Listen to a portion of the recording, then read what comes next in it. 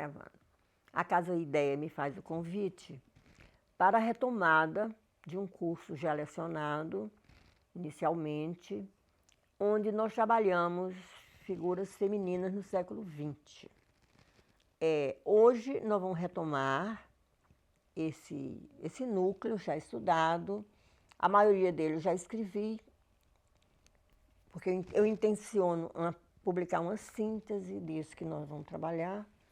Então, nós vamos pensar nesse, vamos chamar de título, vamos chamar de elemento organizador, arquê. Então, qual vai ser o arquê desse conjunto? Mulheres, corpo e espírito.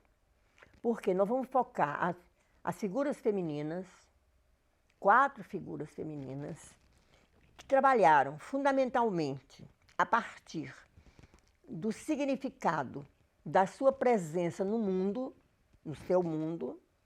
Vamos começar pela Rosa Luxemburgo, porque a Rosa Luxemburgo, talvez, das figuras do século XX, que tem um significado na composição do pensamento do século XX, seja aquela que mais se identificou no sentido corpo-ação. A Rosa tinha problemas sérios de saúde, era uma menina extremamente frágil, polonesa, judia, inteligente, brilhante. E era aquela menina que sabia fazer de cada limão uma bela e doce limonada. Então, depois eu quero estudar a Hannah, porque a Hannah também é uma menina alemã, judia, na judia alemã, o pessoal liberal, os judeus liberais, nasceu em Hannover, depois ela morou em Königsberg, mas a vida adulta ela morou em Paris, estudou em Heidelberg, foi orientanda do Heidegger. A Hannah faz uma trajetória inusitada, mas ela é judia alemã, nos anos 20. Então, quando ela entra na sua fase onde ela poderia trabalhar, isso coincide com a ascensão do Hitler, ela tem que migrar.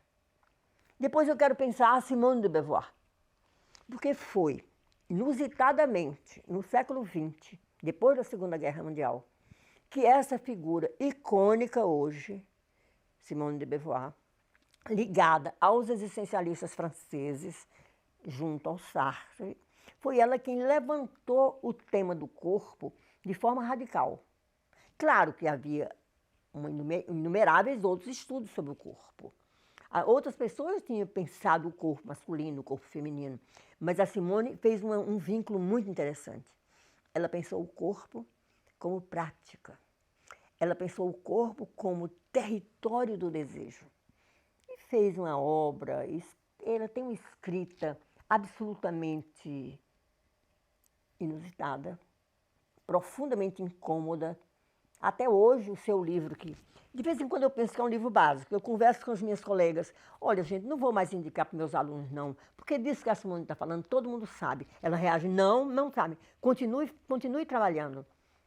As Memórias de uma Moça Bem Comportada, aqueles textos onde a Simone fala da sua infância, da sua adolescência, das conquistas a cada ser feminino, conquistando o próprio corpo.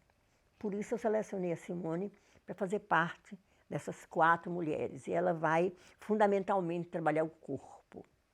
E depois eu escolhi a Edith Stein, uma pessoa muito pouco estudada, encantadora, uma figura que marcou o seu tempo, com a sua morte.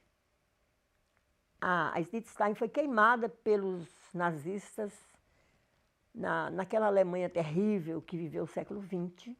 A Edith era judia, alemã, converteu-se ao catolicismo, foi para o Carmelo e foi levada com as carmelitas e queimada, não como judia, mas como carmelita.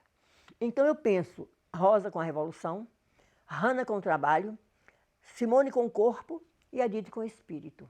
Por isso nós vamos pensar mulheres, corpo e espírito. É esse o recorte que nós vamos trabalhar.